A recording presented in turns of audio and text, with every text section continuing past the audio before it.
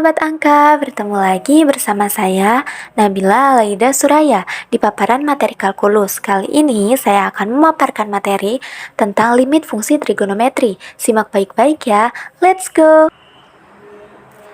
Sekarang kita masuk ke limit fungsi trigonometri.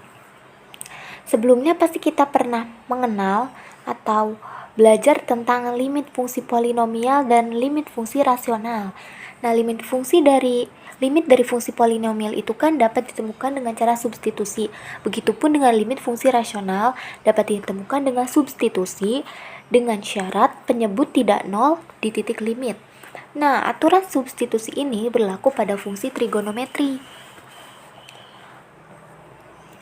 Seperti yang ada pada kotak yang setelah saya sediakan, yaitu teorema A limit fungsi trigonometri, di mana di situ ada 6 pernyataan. Limit-limit ini tuh tentang T menuju C, T menuju C ya, T menuju C. Di mana ada limit T menuju C sin T sama dengan sin C, limit T menuju C cos T sama dengan cos C, sampai dengan limit T menuju C cosec T sampai sama dengan cosec C. Kita lanjut. Sebelum kita masuk ke pembuktian pernyataan tentang teorema A yaitu limit fungsi trigonometri, kita harus memahami dulu konsep dari gambar yang telah saya sediakan, yaitu lingkaran satuan dengan jari-jari yaitu sama dengan 1. Nah, di sini kan terbentuk segitiga siku-siku ya. Terbentuk segitiga siku-siku O, B, dan P. Di mana panjang busur AP itu sama dengan T. Panjang busur AP itu sama dengan T. Panjang kesini itu sama dengan T ya. Di sini kan ada A 1,0 dan ada P yaitu cos T sin T. Nah, panjang busur dari A ke P itu kita tulis sama dengan T. Kita telah mempelajari bahwa bagaimana kita mencari sin kosan dengan segitiga siku-siku, yaitu sin. Untuk sin itu depan per miring ya. Depan per miring berarti depannya itu bagian yang PB ini. PB itu depannya, jadi sin sama dengan PB per miring. Miringnya itu 1. Di sini T ya. Di sini itu ada sudut T. Jadi ini sin T ya. Sin T sama dengan PB per 1. Maka bisa disimpulkan bahwa PB sama dengan sin T. Begitu pula dengan cos. Cara mencari cos yaitu samping per miring, maka sampingnya itu yang OB ini. Jadi OB per 1 atau juga OB sama dengan cos T. Maka bisa dikatakan bahwa P itu cos T sin T.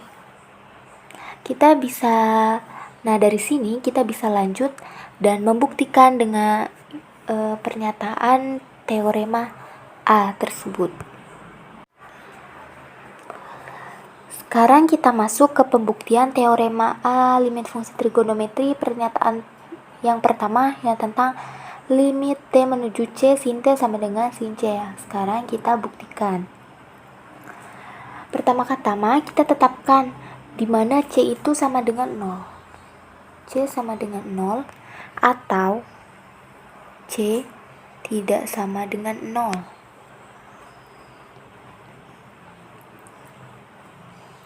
Kita misalkan T-nya lebih dari 0 ya. Kita misalkan T lebih dari 0. Dan misalkan titik A, B, dan P didefinisikan seperti pada gambar yang telah saya sediakan. A di sini, A di sini, B dan P di sini ya. Maka bisa kita telaah dan kita pahami bahwa 0 akan lebih kecil dari BP. Panjang BP ini kan akan lebih besar daripada 0 ya. Maka akan lebih kecil dari BP di mana BP ini akan lebih kecil juga dari apa? Dari AP. Kenapa? Karena panjang busur dari A ke P ini akan lebih panjang daripada panjang BP. BP ini akan lebih kecil juga, lebih kecil dari apa? Yaitu lebih kecil dari AP. Kenapa? Karena dari titik A ke P itu akan lebih besar daripada titik B ke titik P.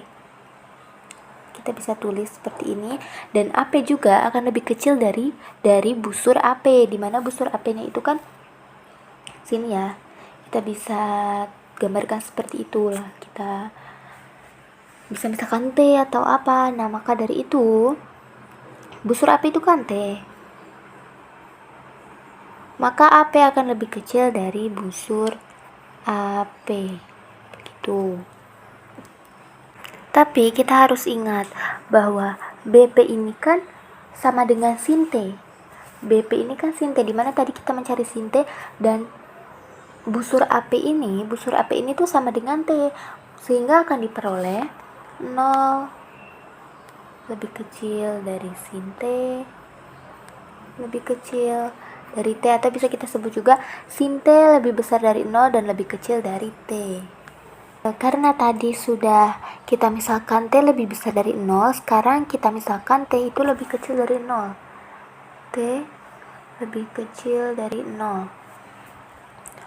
Tadi kan T lebih besar dari 0 itu akan menghasilkan sin T lebih besar dari 0 dan lebih kecil dari T. Kalau misalkan T lebih kecil dari 0, maka kesimpulannya itu akan berbalik menjadi seperti ini.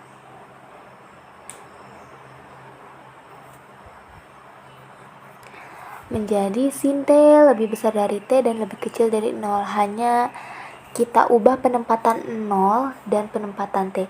Kalau misalkan T lebih besar dari 0 kan 0-nya di sini, T-nya di sini. Tapi beda lagi kalau T lebih kecil dari 0, maka sin T-nya itu akan lebih besar daripada T. Dari sini kita bisa menggunakan teorema Apit, yaitu dimana limit sin T itu akan sama dengan limit 0. Jika dituliskan itu seperti ini ya, kita garis dulu. Lim T sama dengan 0 dan limit 0 itu akan sama dengan 0 juga. Nah, dari dua ini tuh kita bisa menyimpulkan bahwa limit untuk T menuju 0 itu dari sin T itu sama dengan 0. Nah, maka dari itu pembuktian untuk pernyataan 1 selesai. Sekarang kita lanjut ke pembuktian pernyataan kedua. Karena pernyataan pertama tadi sudah kita selesaikan, yaitu dengan kasus C-nya sama dengan 0. Nah, di sini kita selesaikan pernyataannya di mana C-nya itu tidak sama dengan 0. Jika C-nya tidak sama dengan 0, maka kita membutuhkan ini. Kita membutuhkan limit T menuju 0 ya, ini menuju 0 cos T. Nah, teman-teman, perlu kita ketahui, sebelumnya kita pernah belajar bahwa sin kuadrat T ditambah cos kuadrat T itu sama dengan 1. Betul? Sin kuadrat T tambah cos kuadrat T itu sama dengan 1. Maka bisa kita balik juga dengan cos kuadrat T sama dengan 1 min sin kuadrat T, atau bisa kita tulis juga cos kuadrat. Mohon maaf. Oh iya benar, cos kuadrat T itu kan sama dengan 1 min sin kuadrat T ya. Maka jika kita ke akarin juga bisa, yaitu cos T sama dengan akar 1 min sin kuadrat T. Nah, di sini ada gambar di mana ada pernyataannya, jika cos C lebih dari 0, maka untuk T dekat C kita mempunyai cos T-nya itu sama dengan akar 1 min sin kuadrat T. Nah, ini ya, akar 1 min sin kuadrat T. Jadi limit T menuju C cos T itu sama dengan limit T menuju C akar 1 min sin kuadrat T. Atau bisa juga kita masukkan limitnya sama dengan akar 1 min limit T menuju C sin T kuadrat sama dengan akar 1 min sin kuadrat C sama dengan cos C. Nah, di lain pihak, jika cos C-nya itu kurang dari 0, tadi kan ini kan cos C-nya itu lebih dari 0 ya, nih. Cos C-nya lebih dari 0. Lalu bagaimana jika cos C-nya itu kurang dari 0? Bagaimana? Nah, maka untuk T dekat C kita mempunyai cos T-nya itu sama dengan min. Jadi min akar 1 min sin kuadrat T. Tadi kan karena C-nya lebih dari 0, maka akan mendapatkan ini akar 1 min sin kuadrat T.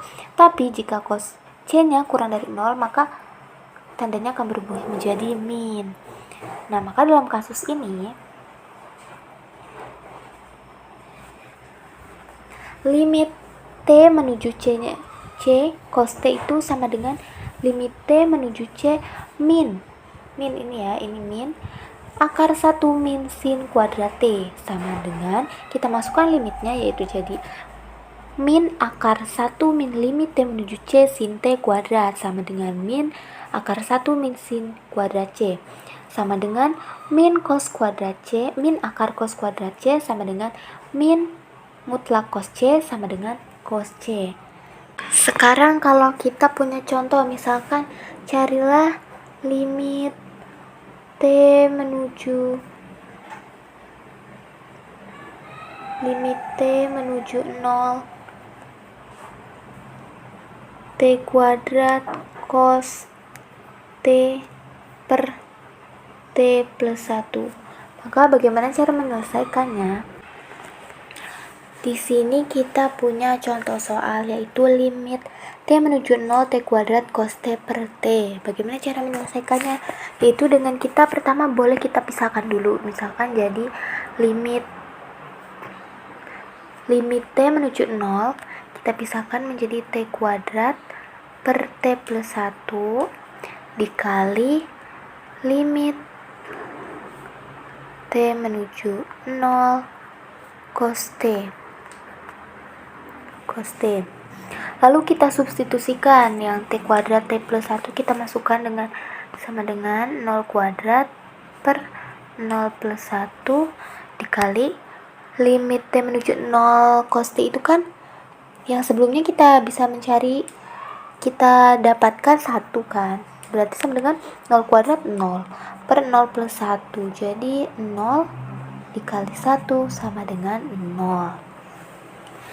Sekarang lanjut, di sini ada limit teorema ke B. Tadi kan kita menjelaskan teorema A, sekarang kita teorema ke B, yaitu limit trigonometri khusus. Hanya ada 2 pernyataan. Yang pertama yaitu limit T menuju 0 sin T per T sama dengan 1, dan yang kedua limit T menuju 0 1 min cos T per T sama dengan 0. Untuk limit trigonometri khusus ini kita langsung saja masuk ke contohnya. Di sini ada contoh limit X menuju 0 sin 3X per X. Bagaimana cara menyelesaikan permasalahan ini? Yaitu dengan cara kita misalkan dulu Y-nya itu 3X ya, misalkan sama dengan Y-nya sama dengan 3X. Yang mana artinya jika Y-nya itu menuju 0, maka X-nya juga otomatis akan menuju 0 kan? Benar nggak? Y sama dengan 3X, Y-nya menuju 0, maka X-nya juga akan menuju 0, sehingga limit X menuju 0 sin 3X per X itu sama aja kayak limit Y menuju 0 sin Y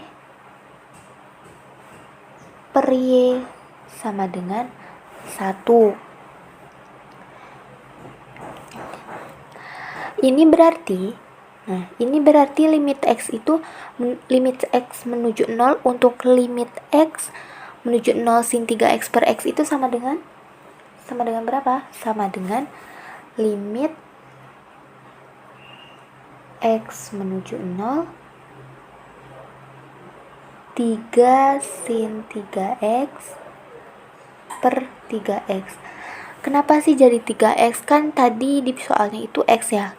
Kita kan akan menyamakan ya, agar penyebutnya juga 3X, maka kita kalikan atasnya ini dengan 3. Maka jadi akan sin 3X per 3X. Maka akan diperoleh limit X menuju 0 sin 3X per 3X. Tinggal kita substitusikan aja. X-nya itu sama dengan 1 tadi, berarti sama dengan 3 dikali 1 sama dengan 3. Nah, begitulah hasilnya, yaitu 3 dari permasalahan atau soal yang tentang limit trigonometri khusus. Nah, teman-teman, mungkin cukup sekian yang bisa saya sampaikan paparan materi pada hari ini tentang limit fungsi trigonometri. Mohon maaf apabila masih banyak kekurangan dan masih banyak kesalahan. Insya Allah akan saya perbaiki terus-menerus untuk meningkatkan bagaimana saya mempresentasikan dan memaparkan materi tentang kalkulus ini. Terima kasih yang sudah menonton. Wassalamualaikum warahmatullahi wabarakatuh.